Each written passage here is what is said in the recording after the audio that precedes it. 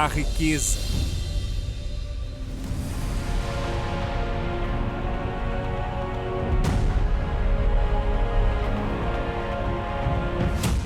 E o mais surpreendente é que a arqueologia comprova que o rei tinha mesmo muitas posses. Aqui em Tímina, evidências mostram que havia exploração de cobre. São as famosas minas do rei Salomão.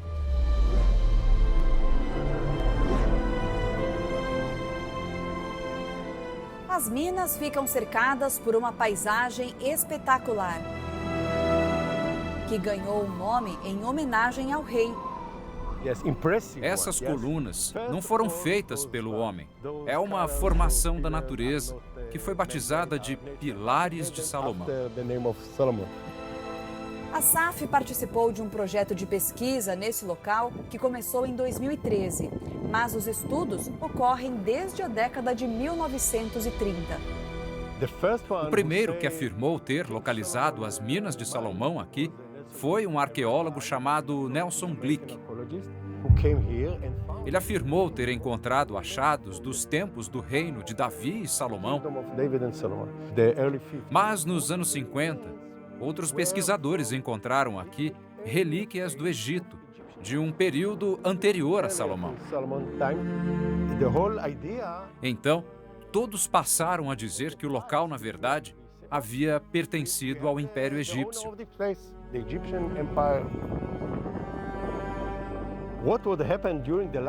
O que ocorreu nos últimos anos é que foram descobertas evidências do reino de Edom, tudo conectado com o que ocorreu no reino de Salomão. Os edomitas chegaram a ser dominados por Salomão. Para poder explorar as minas, tudo indica que pagavam impostos para o rei. Um especialista nos guia pelo que restou do local explorado. Esse é um túnel perfeitamente preservado. É original, de 3.000 anos atrás.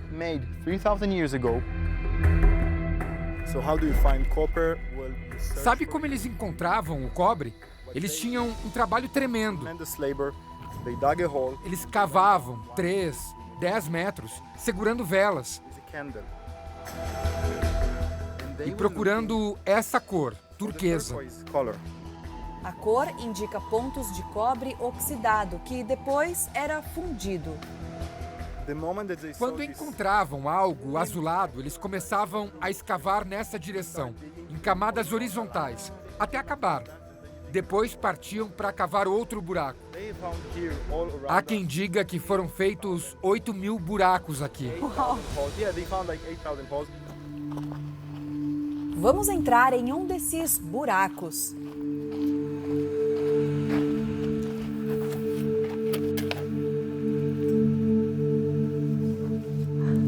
Uau! Eu me surpreendo com a altura das passagens. David me explica que a dificuldade de escavar e também o acúmulo de areia deixaram as passagens menores. Eu disse a ele que eu quero achar alguma marca azul turquesa, né, que é justamente o cobre na pedra. Mas a gente vai procurar. Não demora muito e encontramos marcas nas pedras. David, É isso mesmo, é cobre. E você pode ver que segue para a esquerda. Então, era nesse momento que eles iriam começar a escavar mais ainda. Ao longo do tempo, a areia do deserto cobriu parte dos buracos. O arqueólogo responsável pelas pesquisas recentes nas minas de Salomão é Erez Ben Youssef. Nós o encontramos na Universidade de Tel Aviv. A gente começou a estudar a região para entender como os egípcios produziam cobre. Mas a datação de carbono trouxe uma informação que nos chocou. Eram, na verdade, do século X a.C., tempo de Salomão e Davi. O especialista mostra achados fascinantes. São tecidos, fragmentos de tendas e outras coisas. Você tem uma série de trabalhadores mais humildes na exploração de cobre, mas é preciso lembrar que a técnica de fundição era feita por pessoas da camada mais alta. Então você tem tecidos mais resistentes e mais nobres.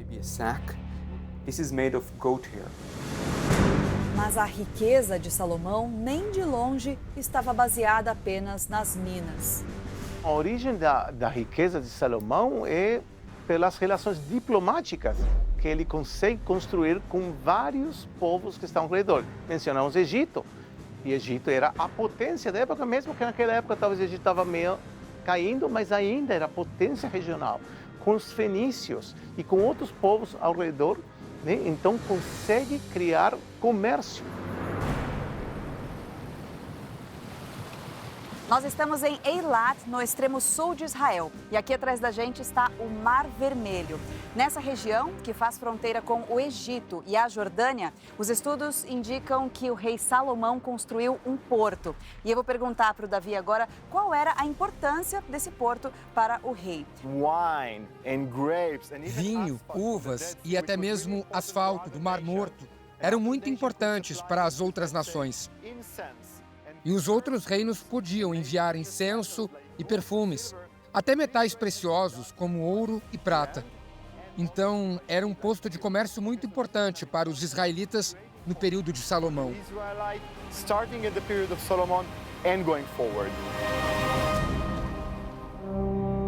O comércio com outras nações foi fundamental para que Salomão concretizasse o grande sonho do pai, Davi, uma construção sem precedentes.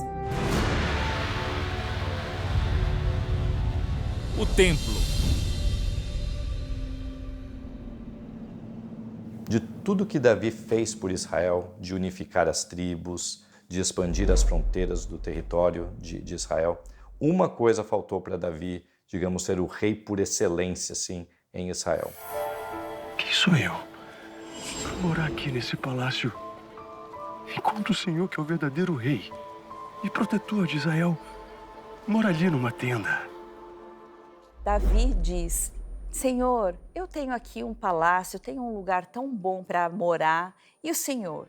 Então eu quero construir um templo para o Senhor. Eu quero construir uma casa para o nosso Deus, um templo glorioso só para Ele. Um templo na antiguidade, ele é uma espécie de um limiar. Ele faz um portal, um ponto de contato entre duas esferas da realidade. E esse templo é justamente um limiar, por quê? Porque ele é o lugar em que este mundo divino e o mundo humano se encontram. Então o templo ele é uma espécie de horizonte. Quando você olha para o horizonte, você vê o céu e você vê a terra. E a linha do horizonte é justamente o lugar em que os dois se encontram. Espada pelo Senhor!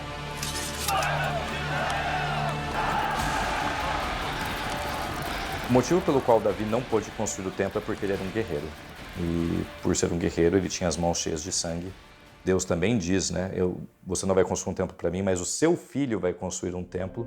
Salomão acaba sendo o candidato para executar essa obra em Jerusalém. Salomão, ele herdou o reino do seu pai Davi, porém, ele não herdou as guerras. Então, ele viveu um período de paz, ele não teve guerras militares. Isso fez com que ele pudesse se focar no crescimento do reino herdado por Davi. Eu prometo que vou fazer tudo para deixar o reino ajeitado, sem inimigos e todos os planos para a construção do templo encaminhados. Só para você dar início.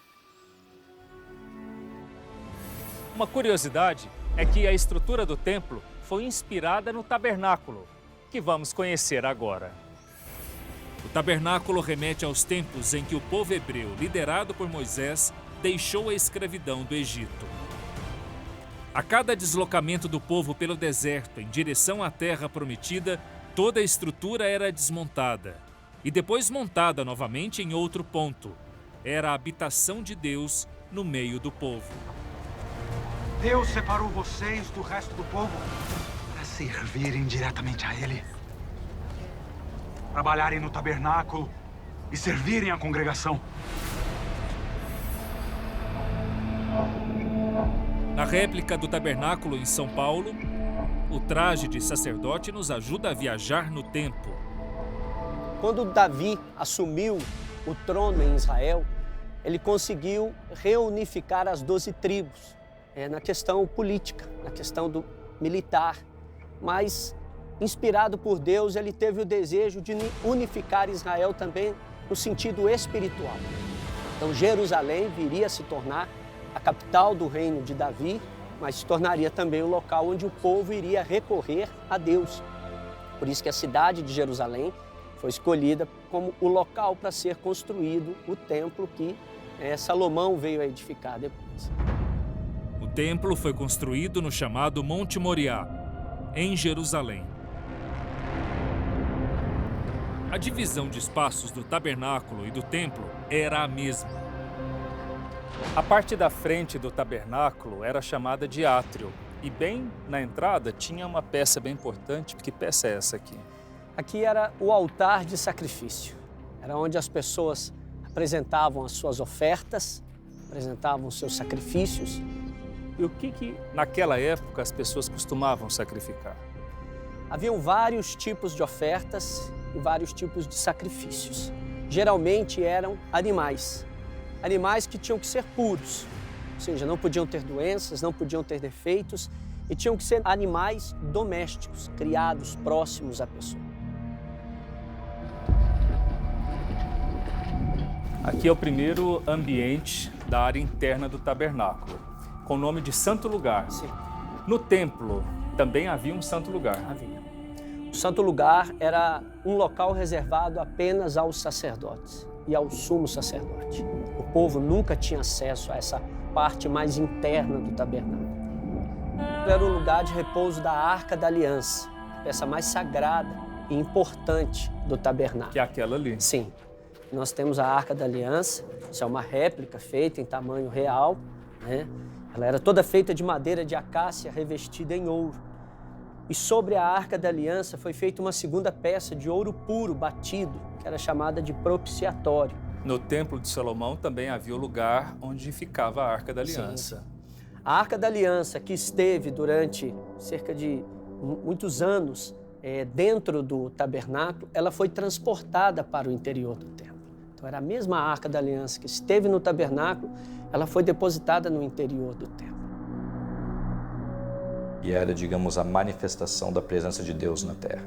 Essa arca, esse objeto sagrado, tinha ali dentro as tábuas dos 10 mandamentos.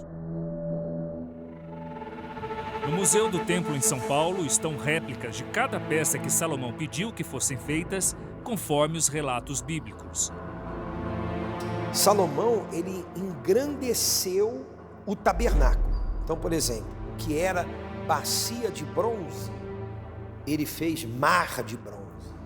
Ele fez algo muito grande, em cima de 12 touros. Tinha que ter carrinhos para poder encher aquela bacia de água, que era um mar de bronze. E a água saía ali pela boca dos touros, 12 touros representando as 12 tribos de Israel, né? O altar do sacrifício, Salomão elevou o altar de sacrifício, né? Colocou ele num lugar mais alto.